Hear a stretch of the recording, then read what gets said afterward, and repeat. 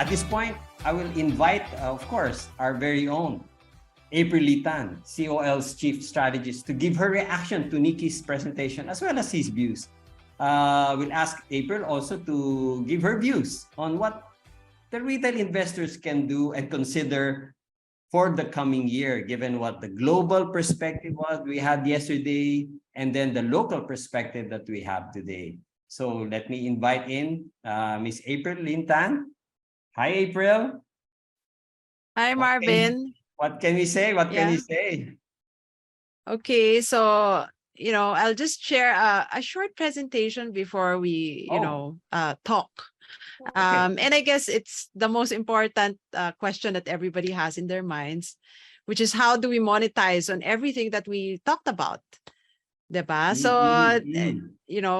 so I kind of thought about it and I prepared a short presentation to kind of, give a suggestion on how should we structure our investments in light of what we now know about the global economy and about the Philippine economy. Great. So let me now share my screen. Yeah, let's have that. Okay, can you see my presentation? Yep. Yes. Okay. So anyway, so I'll start with the end first, which is what type of a portfolio would I recommend in light of what we've heard from Mark Matthews, from Edmond, and of course from Nikki Mapa today. I would suggest to have a barbell strategy. A barbell in the sense of, on the one hand, you have a safe investment, which is bond funds, and the other end, which is to have a risky investment, which is your straight equities and your equity fund. Okay, so it's more on the two ends. You have safe and then you have aggressive. And let me share to you why I'm suggesting this particular strategy. So first one, why bonds? I'm an equity person, so why am I recommending bonds? Well, because in short, it's a very safe bet. Okay, so what do we expect or to happen? Like, okay, what is our reality first? We have very high yields, and of course that is something we want to capitalize on, right? I mean, we haven't seen yields this high for a very long time. And secondly, next year, there is a strong chance that inflation will be on the way down. Well, we don't know how low will be, but definitely inflation has peaked, and that is the consensus view, and it is on the way down. Okay, and finally, you have peaking Fed fund rates. Okay, again, the question is, will the Fed pivot or not? But, I mean, everybody agrees that the Fed fund rates will peak already in 2023. And finally, there will be numerous headwinds on economic growth next year. So if you put everything together, the best way to take advantage of all these things that we know and the risks is to buy bonds. Why? Because first of all, again, the high yields of the bonds will allow us to earn some decent coupons.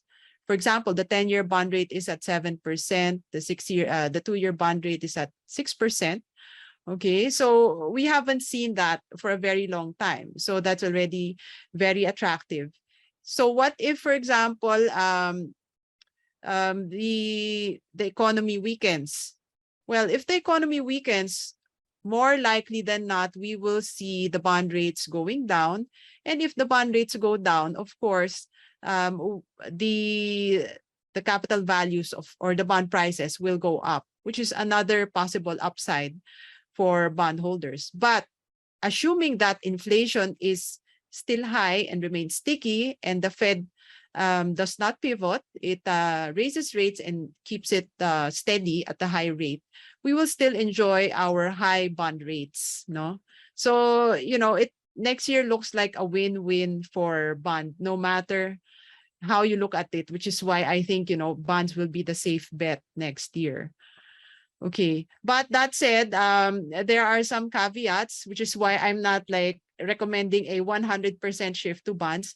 First is when I look at the bond funds in the Philippines, I noticed that there is a low duration, meaning that our bond funds in the Philippines tend to hold only bonds with maturities of around 2 years on the average. And maybe, you know, in light of the expectation that next year there will be a pivot, they will shift it more towards closer to the 5 years, no? But, you know, that said, if the duration is low, assuming that interest rates go down, the sensitivity or the potential capital appreciation potential is limited. Okay.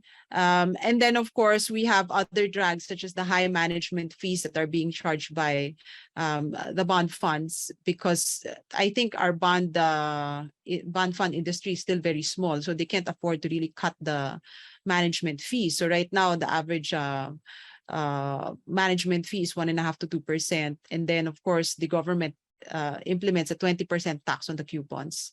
So these three factors in total will cap the potential returns of the bond funds. So I did a study of the bond funds that are available in COL Financial, and you know, the average return per year during the past 10 years was only 2 to 4%. And then on the positive side, let's say 2019, of course, in 2018, we had a high interest rate environment, high inflation. So 2019 was the next year when inflation went down and, you know, bond rates went down. The returns were capped at around 10%. So on the upside, we'll be happy at 10% for a bond fund, no? And aside from that, because of the low duration of our bond fund, maybe the, you know, a capital appreciation potential will not be so significant because you know, if assuming even if inflation goes down, but if the Fed will push through with plans to maintain the rates at an elevated level, then, you know, if you're at the 2-year level or you have a bulk of your portfolio there, it might not be as sensitive, or it might not go down, or the rates, therefore capital appreciation potential might be limited in that respect. Okay, for equities, there are more uncertainties facing it, but I believe that the negatives are priced in. So I'd like to start out by saying the reason why the stock market is weak or has performed poorly this year is because of largely poor sentiment. And, you know, because of that, valuations are very cheap. When you attend our briefings or read my reports, I always talk about how cheap valuations are. For example, something more tangible to everyone concerned would be, for example, the recent acquisitions of RCBC and Robinson's Bank. So these were two banking acquisitions. The price to book value of these two acquisitions was above 1 time. It's 1.3, 1.5 times price to book value. But, you know, publicly listed banks are right now trading below book value with an average of 0.7 times price to book value. Okay. Secondly, if you look at the listed property companies, almost all of them are trading below book value, meaning they are trading below their historical acquisition cost of the land in their books, which of course is if you're going out there and buying properties, you know that it's not true. Prices of properties have gone up a lot. So stocks are just crazy cheap, no? So I'm not even talking about PEs. These are real life examples. Aside from that, you know, Nicholas Mapa talked about GDP surprising on the upside in the third quarter. Second quarter, you know, corporate earnings surprised us positively. We had so many companies beating expectations, surprising positively. Third quarter is the same. Companies continued to surprise positively. And because the valuations of stocks are very cheap, and then corporate earnings are very strong, there is significant capital appreciation potential. So earlier on, when, you know, Marvin and I and the team was talking about you know, the market, I think, of course, the favorite question of our investors is, based on our computation, what is the fair value estimate of the, or what is a PSEi target? Okay, so if we do a quick back of the envelope computation of what the PSEi should be based on the historical average P or a mean reversion type of target, no matter how you look at it, we just use a conservative EPS or an aggressive EPS. The target for next year is around 8,500 to 8,800. So we're coming from 6.4. So that's a significant upside if you think about it. You know, the reason why I'm not as aggressive though or I'm not saying go 100% equities is because prices could stay depressed, okay, due to numerous headwinds on economic growth. Or when we talk about, equities, if there are uncertainties, the prices will stay depressed. And unfortunately, next year, there will still be a lot of uncertainties. Economic growth outlook is very good for the Philippines. But then again, as discussed by Nikki Mapa, you have the threats of high inflation and high interest rates. And of course, the government having a fiscal handicap because of its large debt levels. So with that, we don't know. And of course, the question on the Fed, will the Fed pivot or not? That's another question. So those are the concerns that we have, which may mean that the stock market could stay depressed, which is why we're not recommending a 100% allocation to equities. Okay, so with that, that ends my presentation. And I'll be open to answering questions. Thank you for that, April. More balance, di ba? Not 100% bond, not 100% equity, pero balance, di ba? So you have a safe bet at the same time capital appreciation, right? Great. Sige. We have advanced questions, April, as you know, and we group them together.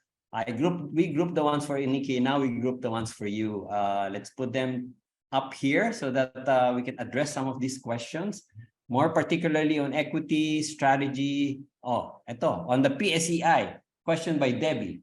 Do we expect the PSEi to reach 7,000 level? What are the positive outlook indicators that could encourage us to stay the course? Kaya ba? Kaya daw. Okay. Yeah. Okay. Sige. So the problem is, even if we give you a high fair value, diba, there's no guarantee that it will reach there.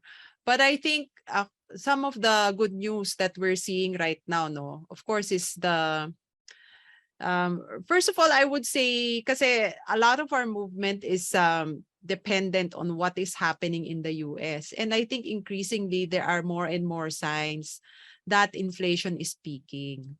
Okay, so unfortunately, diba? I mean, okay, ganito to. I admit, diba, when I said buy the dip, initially, I was excited because finally I saw commodity prices going down. So for me, that was a strong indicator that inflation was on the way down.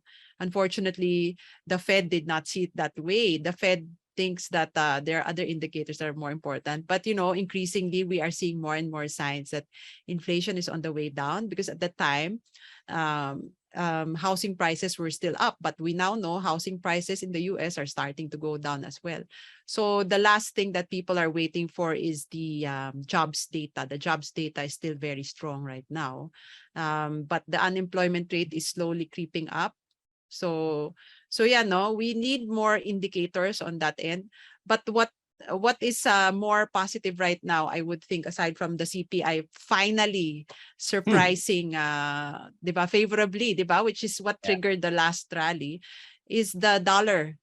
Okay, so as an aside, I think for us, it's more like at one point in time we're at 59, and then nagka-moral suasion si BSP, and then kind of talked about 60 pesos will prevent it from reaching that level, diba? And then all of a sudden now we're at 57, 56 plus, notwithstanding the fact that the Fed raised rates by 75 bips. So for our attendees today, did you know that when the Fed raised rates 75 basis points this time around, not all central banks in the world raised rates, but even with that, the dollar did not strengthen anymore. So meron ng signs of weakness sa US dollar. So that said, ayun na nga, there is an inverse relationship between the US dollar and equities markets around the world, because the dollar is a considered to be a safe haven asset.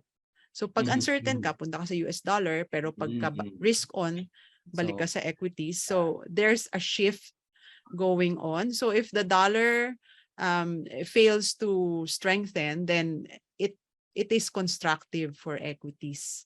Yun. So yan yung mga factors. Good. So sige. Ito, next question. Sobra naman tong tanong ni Stephen. Ginawa ka ng forecaster, no? At what level will the PSE bottom? When will PSE reach bottom? Ano naman, siguro naman, indication lang. Ginawa kang forecaster talaga para, if you know, no? Talaga naman. Sige, try to. Diba? Yeah. I think, okay. So we hit the 5.7 level. Is that a good place to, potentially it could be a bottom, but I'm not sure. But why could it be the bottom? Well, first of all, as I said, the earnings have been surprising on the upside. Secondly, there are more indications that inflation globally are peaking, and in terms of say mga valuation, from a valuation perspective, the 5.7 is really very cheap na in terms of market PE.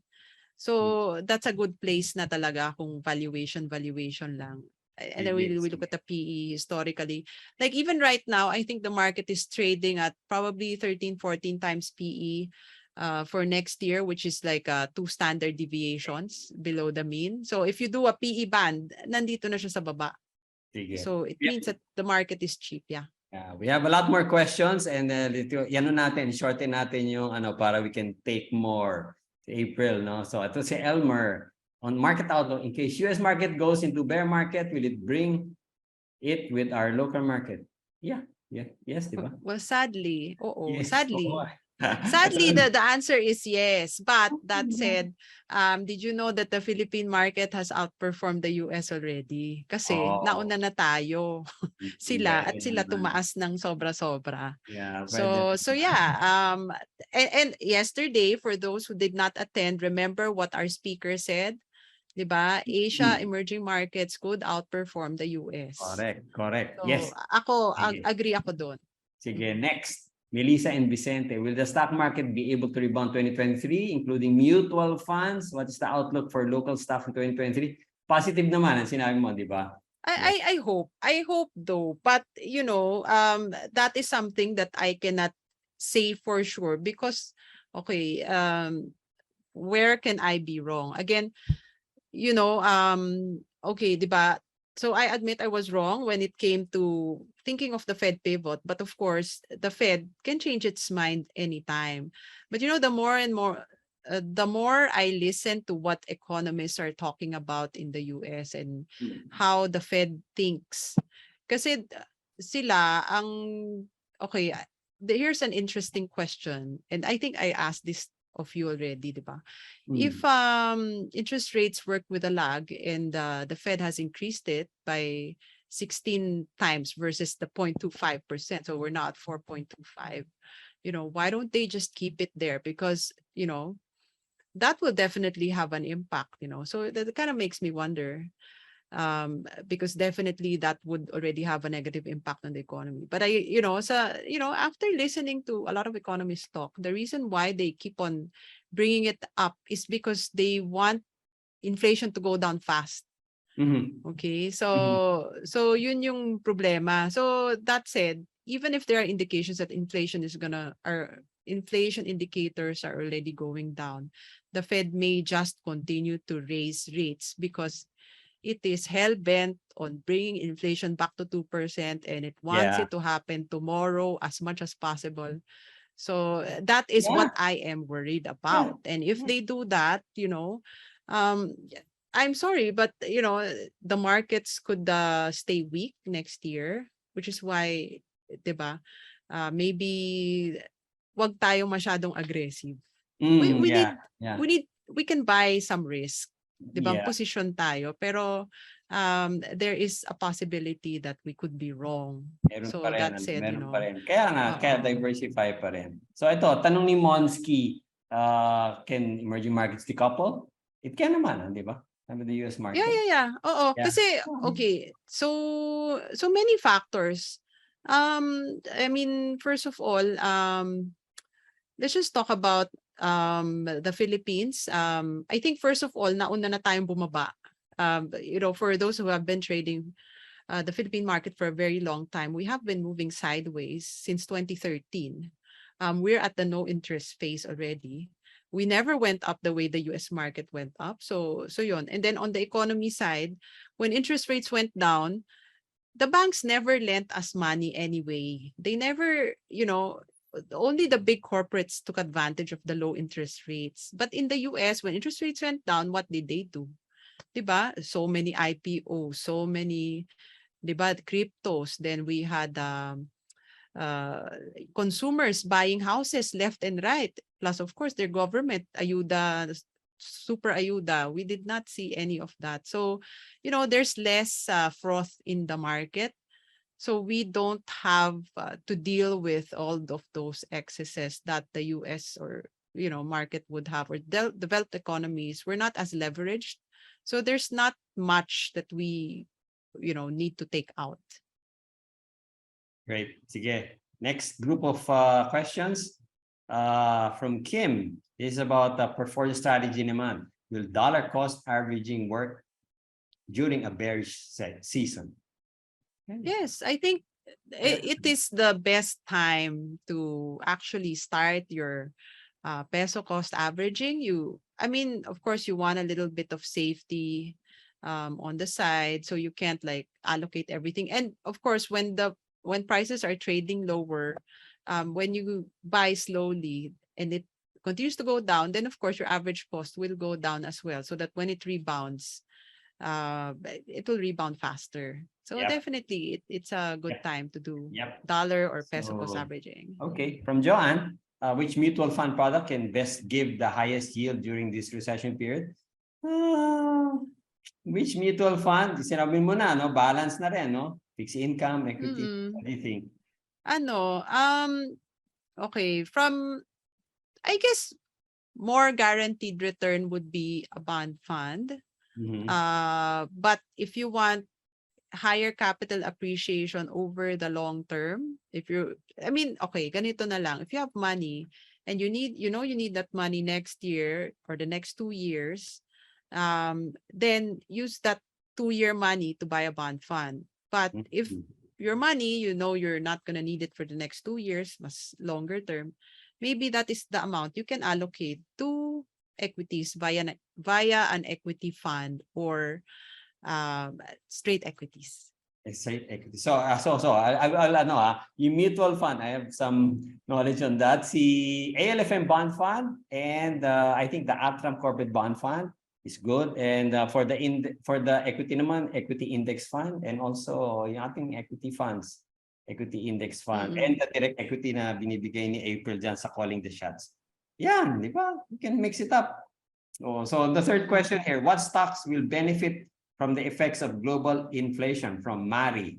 Stock picks na to, April. Give 3 siguro. Just 3 siguro. Give 3. Okay. Sige.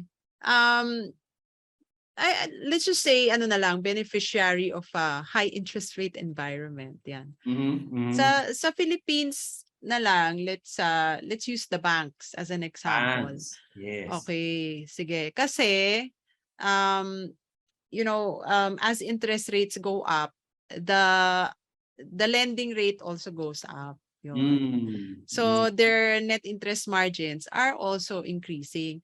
Now, I think you will ask me, but what about non-performing loans? Yes. Diba? As interest rates go up, of course, the risk is asset quality.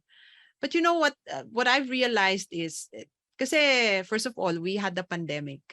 And what banks did was, because they were afraid nga, they were anticipating souring of loans, they set aside so much provisions. And to the point that banks now have a loan loss provision of more than 100% of all non-performing loans. But the bad debts did not go up. If ever they went up so little. And then, first half, we had the reopening, but of course, interest rates going up, NPLs went down. So third quarter, still the same story. They increased interest rates. What happened? People still borrowed. NPL went down. So, Lakas, the moral of the story is, okay, I think because of the Asian financial crisis, Marvin, ganyan na tayo katanda, di ba? So since then, the banks have been very disciplined in lending.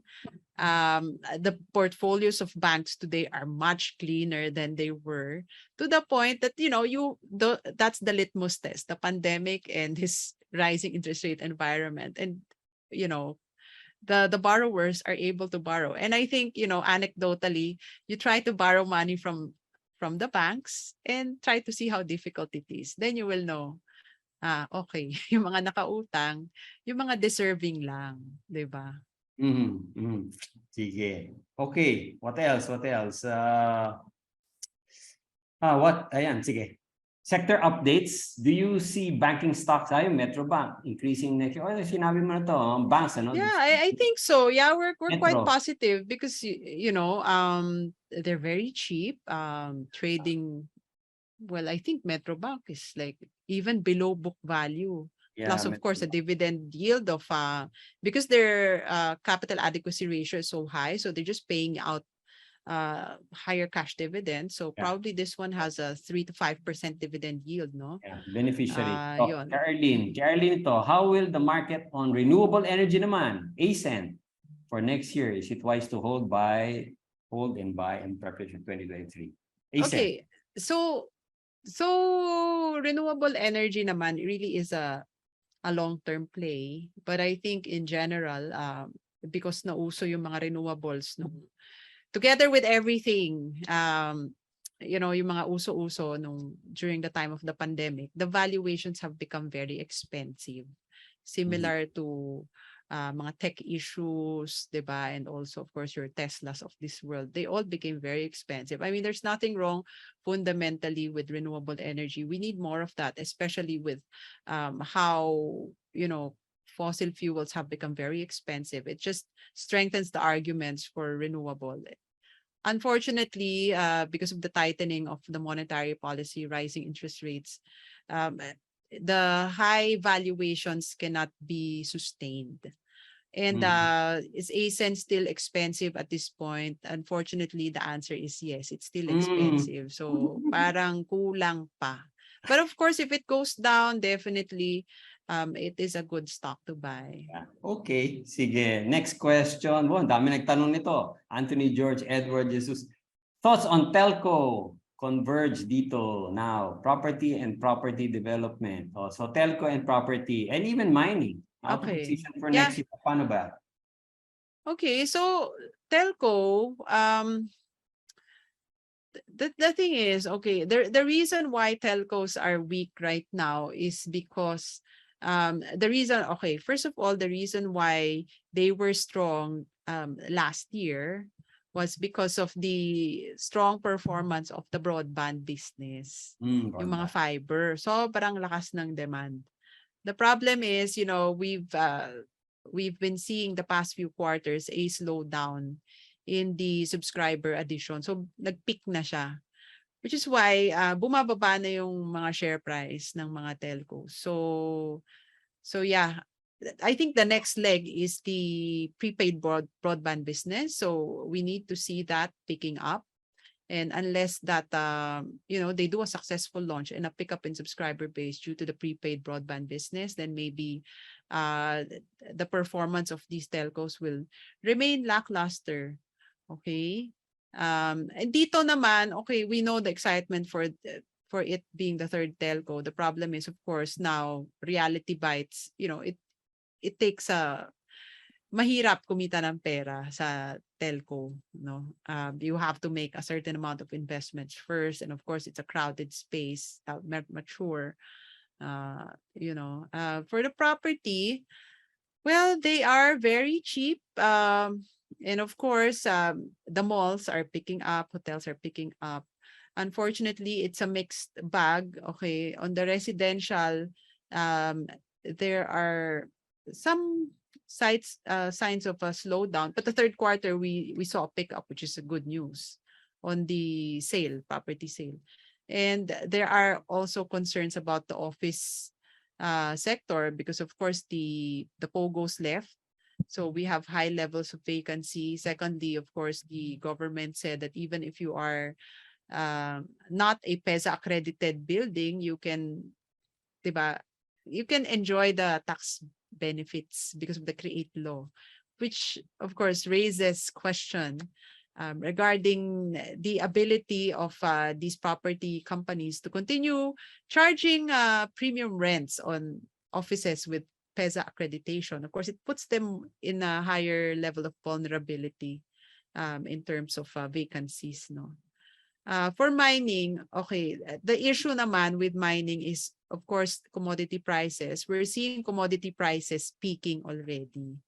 Kasi nga, the concern right now is a global economic slowdown. And if the global economy is slowing down, then maybe commodity prices will start to go down, and that would hurt the performance of mining stocks. In general, yeah. So better pick your stocks, make sure that you will be more resilient for next year.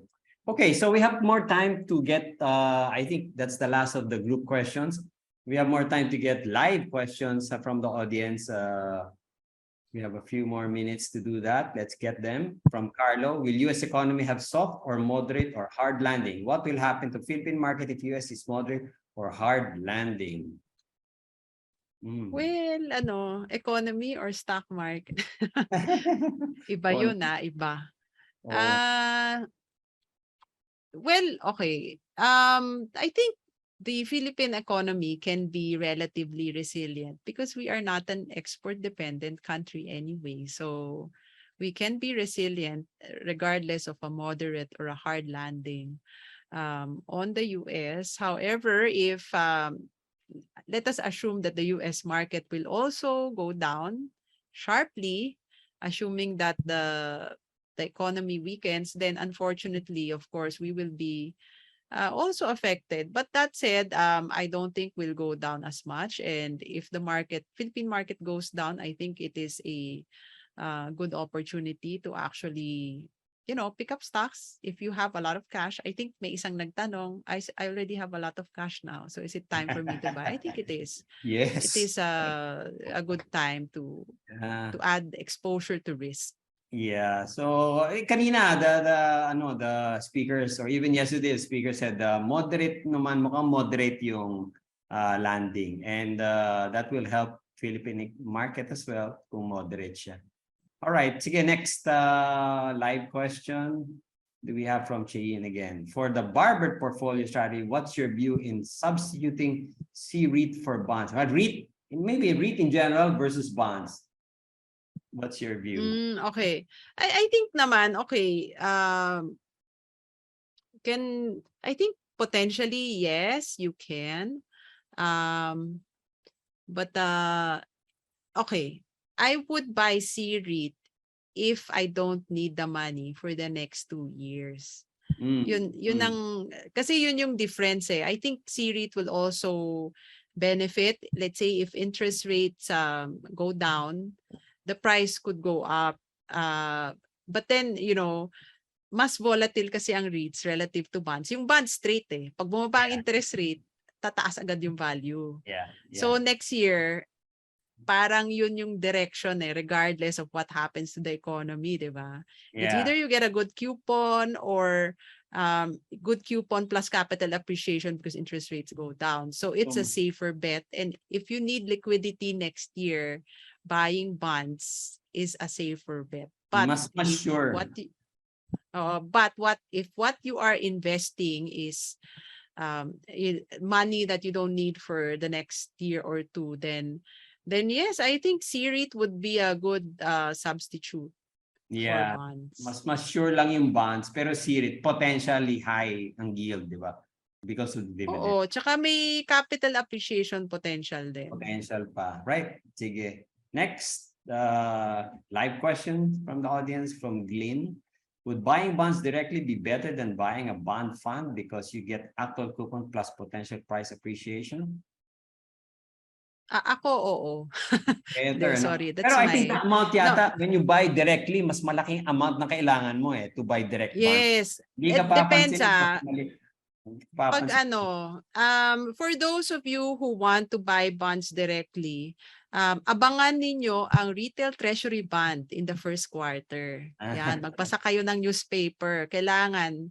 At pag sinabing meron, you make sure you call your bank right away and tell them, I'm going to buy this bond. Because its minimum amount is 5,000 pesos. Yeah. But then, the only caveat is if you buy these RTBs right now, we cannot trade it yet Eventually, I think we can, but right now you cannot no? Hold to maturity. So, yeah. Hold to maturity. Hold to maturity yan. Yeah. So you will be stuck with it. But I mean, being stuck with a paper that yields 6 to 7% gross is a nice place to be stuck in. Yeah, okay na yan. Okay na yan. Okay. At sa bond fund naman, as low as 1,000 pesos, pwede ka na. Then you can sell it anytime pa. Di ba? Pwede na yun. Sige. Next. Meron pa ba tayong live questions from the audience? From Thelma. Considering the ongoing inflation which may be experienced for the next few years, what stocks do you recommend, especially to someone like me who does not have huge buying power or does not have much fund to invest regularly? Yeah, I talked about it na kanina, 'di ba? By banks na lang. Banks would be a good beneficiary. Yeah. For that one. Yeah. Okay. Sige, next. Let's have some more. Meron pa naman tayong time. From Mika. On banks, outperformance versus index. Because it did better, di ba, than index. Please comment on the risk naman on asset quality deterioration. Yeah, we talked about that already. The asset quality has so far not deteriorated. And nagka-pandemic na't lahat. And they survived it. I don't think that yun na nga nandiyan pa rin yung risk of asset quality deterioration. And may I also add one last thing about the interest rates, no? Although the BSP rate has been increasing, okay, if the Fed is to be trusted, okay, based on the dot plots, we only have 75 basis points left for the rates in the US to peak. Okay, if you believe the market, the market is pricing in a peak of maybe 5.3, so 125. Okay, for Philippines, just to put things into context, in the US, nanggaling ka sa 0.25, tinaas mo siya hanggang 5%. So if you're paying interest on 0.25, then you increase it to 5%. That is more than how many times? Diba 20 times increase or something? That's a lot. Yeah. But tayo sa Philippines, na nanggaling sa 4% ang BSP rate, nung bumaba ng 2, hindi naman binaba ni bank yung lending rate. So 4%, tataas niya to say 6. Probably you'll have say an increase in your borrowing rate by 20-30%, which is painful, but not something that will be that painful na, 'di ba? What's worse, na tumaas yung borrowing cost mo ng 30% or nagka-pandemic yung business mo bumaba ng 50%, which is why we're not seeing the asset quality deterioration. Maybe we'll see some, but not to the point that it is back to the Asian financial crisis. Tsaka secondly, ito na lang, yung mga banks natin right now, have you ever wondered why, even with the rates going up, how come our savings deposit rate is still 0.6%? Diba? Have you ever wondered why? It's because they have so much money in their books. Yeah. Because they have not been lending. And that said, they can afford to actually not raise rates as much. So may ganong pang factors So I'm more bullish about Philippine banks. Okay, good. Sige. Maybe a couple more questions or just maybe meron pa ba? Meron pa ba tayong questions from the audience? Ito, kay Mark. On possible China reopening once they address COVID, what could be the sectors that will benefit here in the Philippines? Yeah. We kind of talked about that, diba? The tourism sector will definitely benefit. We could have the gaming sector, like see now Bloomberry, and even say the airlines like Cebu Pacific. So yeah, those could be possible beneficiaries. So tourism related, leisure related. Mm-mm. Yeah, good. All right. May last question pa ba? Let's get one more last question before we end this. On Anton, on real estate, to what extent will the effects of higher rates be on demand? Meron, di ba? Yeah, Estate. that should have an effect. But surprisingly, kasi 'di ba, napag-usapan na rin natin 'yan. So I prepared. Mm, I mm. did my homework and I asked our property analyst. And Okay. he said, theoretically, it should, but in the third quarter, the sales of the property company still went up. And Oh. when they asked them why, sabi nila, kasi yung mga OFW sales lumakas because the Ah, peso weakened. Yun. okay. Okay. Oo. So, but that said, okay, this is a perfect example of why the market is down because there's so many risk factors out there, like the high interest rates, how will it affect the economy, how will it Mm, affect NPL, how will it affect the demand for properties. But mm. so far, we're not seeing it. And that's the good news. Yeah. If we can keep the numbers as strong as they are, even after we've seen the peak and interest rates start to go down, inflation starts to go down, I think, the global or the big fund managers might take a second look at the Philippines and actually invest or start coming back, the foreign investors. Great, great. Sige, sige. So, last few words na lang, April. So, I think we ran out of time before we close. So, is 2023 a year of opportunity? Oh, definitely it is. It is an year of opportunity because I think the worst could be over I think inflation has peaked, but the question is, will the Fed stop raising rates? Maybe they will start. We'll see it next year. Mhm. So that said, could asset prices finally recover? I think so. There is a good chance that we will see it next year, especially with valuations already being as cheap as they are right now. That's great. With that, thank you very much, April, for gracing the occasion and giving us your insights. And I think it's giving us a little bit more optimism for next year, di ba? May opportunity tayo. Thank you very much, April. Yeah.